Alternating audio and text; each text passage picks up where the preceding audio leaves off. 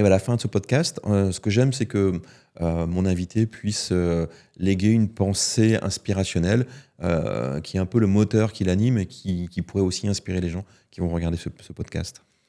Je dirais que moi, ce qui m'anime, c'est ose. Ose quand tu as une porte qui s'ouvre, juste ose la prendre.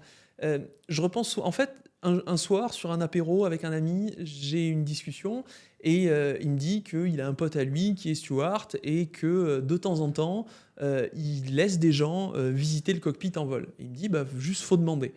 Et en fait, à cette époque-là, je faisais des allers-retours toutes les semaines à Paris et je me suis dit, wow, tu vois, avec mon petit côté geek technique, tout ça, je me suis dit, putain, visiter un cockpit en vol, ce serait quand même assez ouf.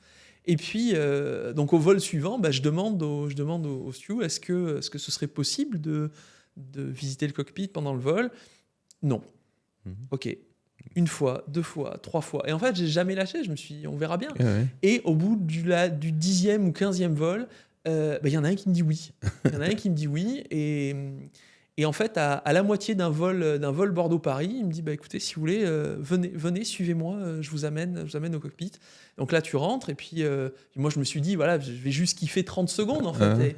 Et en fait, le commandant me dit, allez-y, asseyez-vous, installez-vous, attachez votre ceinture. Et donc, j'ai fini le Bordeaux-Paris dans le cockpit avec un atterrissage à Orly, à Paris. Enfin, voilà, c'est des expériences assez ouf et assez rares. Et en fait, je pense qu'il y a plein de moments où il faut oser. Il faut oser demander de l'aide, déjà. Ouais.